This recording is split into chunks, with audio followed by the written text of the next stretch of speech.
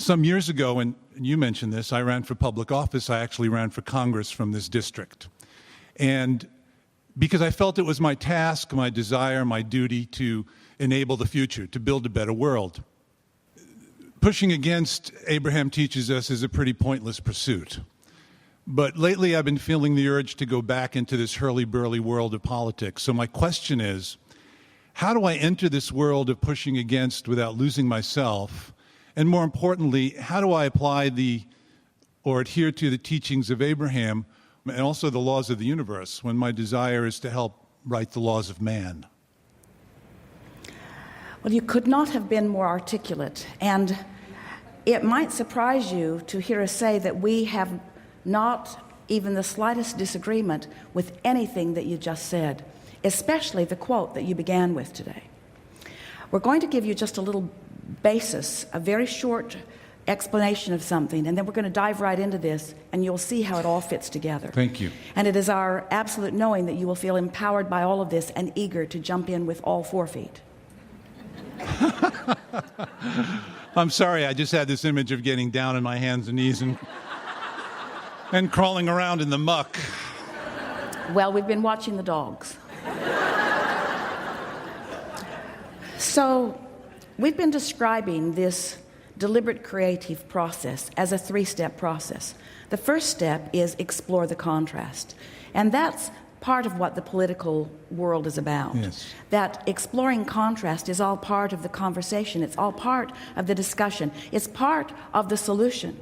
Because, first of all, you can't find a solution unless you have identified what your question or problem is. And there is certainly no expansion without knowing what you would like that is beyond what you have. So, Yes. Step 1 is a very important part of the process. Humans get stuck in step 1 a lot.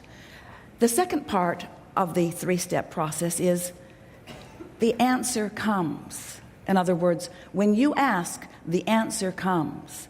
Well, that's the universe's response. Mm-hmm. That's source response. That's not man's role. But the third step in this 3-step process is you must, as the asker of the question, you must find a way to become the allower of the answer or the allower of the solution. And we think that this philosopher who is offering this quote that you so eloquently described here may very well be talking about that as the enabling. Because if you don't find vibrational alignment with what you want, you are not enabling. We are talking about realizing it. You must enable yourself to be the receiver or the allower of what life has caused you to know that you want, you see. So, certainly, in politics, there is a lot of pushing against. But can you imagine being in any sort of discussion with any sort of reasonable people? And we're not excluding Congress from that. Really, we are not. They are well-meaning. They are well-educated. They have had a lot of experience. And they, for the most part, have strong desire for the upliftment of the whole. That was dominantly the reason that they are participating there. But they are an exaggerated version of the human species in that they really are stuck in the step 1. They have a sort of shortage consciousness where they are vying for resources and sort of squabbling over the resources that exist. So imagine a group of people coming together, reveling in the collective questions that arise as lots of people from lots of districts and lots of communities and lots of variety of lots of issues come together. Imagine the collective question that they are asking. Imagine the collective question that they have put in answer to the question that they've put into this vortex. Imagine what the solutions in that vortex must be with that sort of masterminding taking place. But you're right, and we are too, when we talk about them as a group pushing so hard against one another that they don't allow themselves the receiving of the answers that have already been spun to gold in this vortex. Now, it does not take many. In fact, it could be one. It does not take many to stand in that place of understanding how to allow. You cannot be one who is pushing against and be in the state of allowing at the same time. So understanding the process and applauding all of them for the positions that they stand in. There is nothing about politics that is outside these teachings. There is nothing about that quote that is outside of it either. And recently, because we have been feeling this question burgeoning within so many, we've begun describing how it happens that things do manifest, that things do come from this vibrational reality that is completely disrespected is too strong of a word by our human friends, but you're not all that excited about the vibrational reality. You want the money where you can spend it, and you want your lovers in your bed. In other words, you want what you want. You want it in tangible form. So we've been describing that the vortex is spinning, and it's a vibrational version, and that unless you stop doing that thing you're doing, we describe the cork being held under the water. You let go of the cork, it'll bob right back to the surface, to the high energy.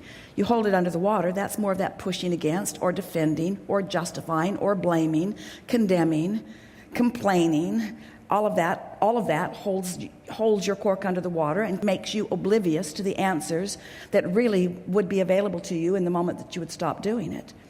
So when you understand that the answers are already there, and not just vague answers, specifically well-formulated answers, solutions, bright lights, pathways that would be lighted up for anyone who has the ability to see them. So all of that is spinning in the vortex, and when anyone meditates for enough time that they are able to train their vibration upward, or finds enough things that they are doing that is training their vibration upward so that it is consistently upward.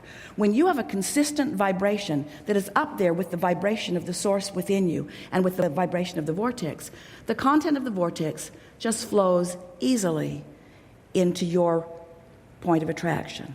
And that point of attraction is what we've been calling the grid. Now, very often, when that vibrational reality flows into your grid where it can be realized, it comes in the form of an idea. It comes in the form of an impulse to act. And this is what this philosopher is talking about. In other words, you must enable the ideas. You must be in the vibrational frequency where you can receive the idea, the impulse to act. We are certainly not teaching inaction, but we are teaching getting into the vortex or becoming a vibrational equivalent to the vortex so that the action is inspired action. And we, like you, see Congress primarily in a place of acting without inspiration. They are not acting from their alignment. They're acting from their defensiveness. They're acting from their worry. They're acting from their shortage consciousness. It will require, for that inspired sort of action, the likes of which this high-minded philosopher that you are quoting was understanding. And there are so many people, many of them in Congress, that understand this too. But there's something about getting together with a group of others who are scrambling for resources, who are so shortage-oriented. It's not easy to maintain your stability in an environment like that, when there's a sort of scrambling around, fighting over the spoils. It's not easy to stay in that high-minded place. And that's what we mean when we say you got to get out ahead of it vibrationally. You've got to accept them as they are, not condemn them as they are, not push against them as they are, but understand them as they are. And understand that within every wonderful forum are opposing points of view. And those opposing points of view are the strength and balance, because diversity is what puts everything that is wonderful in this vibrational reality. It's all necessary before anything can come about. So all you have to ask yourself is, as a person participating on the inside or the outside of that congressional body, you just have to ask yourself, how stable can I be in this environment? Because we want you to understand, you all can do as much from outside that body as you can from inside that body. In fact, you are more likely to receive the inspiration from outside. The ideas will flow to you, you see.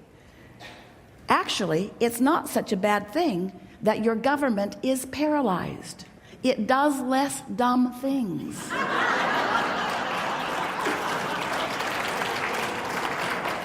Because they are not the point of your attraction. You are the point of your attraction, you see. But you cannot allow wonderful things to flow to you if you are pushing against them or anyone, you see. I just imagine the subversion of an Abrahamster in the halls of Congress and the wonderful damage that can be done with an enlightened point of view. Already there, and in far more places than the halls of Congress. Surely. In other words, Surely. It's everywhere. It's everywhere. You hear it mostly in car commercials, but it's everywhere. I understand. It's everywhere, you see. I just wanted to add something. Being a candidate is different than actually winning. When there's two parts to it. Candidacy in politics has always appealed to me because it forces you to focus. And as a candidate, you're kind of forced to focus on the best person that you can be. And in life, I tend to get a little lazy, and I could be a bit of a jerk from time to time. But as a candidate, I'm forced to focus on as good and as focused and as open as I can be. And it's a great training ground for humanity, for the rest of my I humanity. can give you a better one, better training ground. You want to win? I expect to this time. Then rather than focusing on the best that you can be, just be it, don't worry about it. Okay. But focus upon the best that they can be, the most that they can receive, the best situation for them. Give your undivided attention to the well-being of those you seek to assist. And they will not miss that, you see. Wonderful. As you explain, I've been there before and thought I would never come back, but now I want to come back because you've inspired me more than ever before, because I can feel the power and the clarity and the brilliance of that which is you. And I think it's time for you to have obstacles moved out of your way so that you can shine bright in the way that you've intended to shine bright. And I know that there is a way to carve a path. I also know that in every environment, whether it is your world environment at large, you're saying to those who are listening to you, but even in the political environment, as Congress people are moving around the halls, that there is always a path of least resistance. And that's what really good politicians find.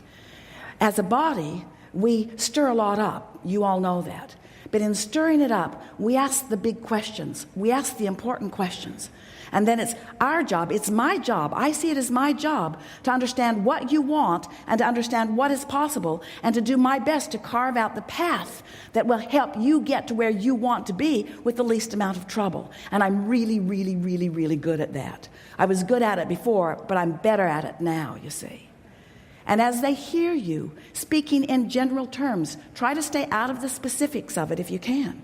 Just for a little while. Speak in general terms of the exhilaration you feel in being a partner, a co-creative partner with them, in helping them to find the results that they are looking for. And applaud them for the lives that they've been living and for the clarity that they've brought forth. And applaud the other people on the ballots, the other people already in the office. In other words, in your understanding of what it's like, we are all in there together. We are all in this together. We are all doing, and even though it may not seem it, and you may want to hold this until a little later in your campaign, but it's an important thing to say. We are all well-intentioned. We are all well-intentioned. We are all well-intentioned. And I believe, you can tell them, that it's time for us to begin to be more across-the-board receivers of what we have all been asking for. And there isn't one of them that will not resonate with that. And they will look at you and they will think, that guy must be nuts, because he seems so clear-minded in this crazy, chaotic world. But you will stand as the clarity that they all believe must be there. Everyone out there is looking for the solution to problems. Yes. And when you stand there in your solution-oriented attitude rather than in your problem-infested attitude, they'll feel it, you see. Not all of them, but enough of them. That is the best political, spiritual advice I've ever heard. Thank you.